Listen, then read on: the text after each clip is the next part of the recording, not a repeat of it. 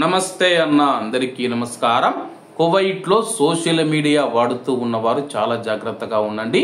Kuwait లో రోజు రోజుకు సైబర్ నేరాలు పెరిగిపోతూ ఉన్నాయి. మినిస్ట్రీ ఆఫ్ ఇంటీరియర్ లోని క్రిమినల్ సెక్యూరిటీ విభాగానికి చెందిన సైబర్ క్రైమ్ డిపార్ట్మెంట్ కు ప్రతిరోజు 120 ఫిర్యాదులు అందుతూ ఉన్నాయని చెప్పేసి అధికారులు తెలుపుతూ ఉన్నారు.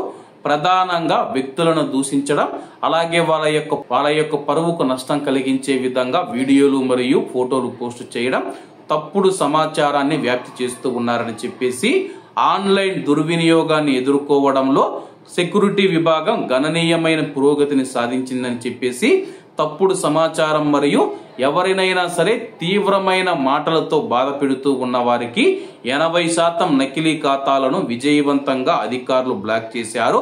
వీటిలో అత్యధిక ఖాతాలు కువైట్ దేశం బయట నుంచి నిర్వహిస్తూ ఉన్నట్టు సమాచారం.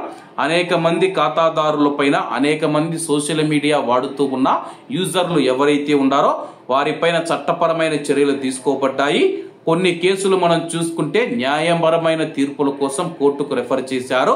కువైట్ లో సగటున ప్రతి నెల 500 సైబర్ క్రైమ్ కేసులు నమోదవుతూ ఉన్నాయి.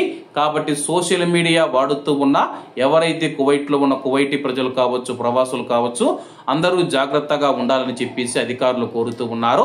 అలాగే ఎవరైనా సరే కానీ వ్యక్తిగత స్వేచ్ఛకు భంగం కలిగించే విధంగా వీడియోలు మరియు ఫోటోలు పెట్టి ఒక వ్యక్తిని తిట్టడం కానీ, లేకపోతే అతని పైన దారుణమైన కామెంట్స్ చేయడం కానీ, అతనికి ఏదైనా హాని కలిగించే విధంగా చేస్తే చట్టపరమైన చర్యలు తీసుకుంటామని చెప్పి అధికారులు హెచ్చరించారు. కాబట్టి అందరూ బాగుండాలి, అందులో మనం ఉండాలి. అందరికీ నమస్తే అన్న, జై హింద్.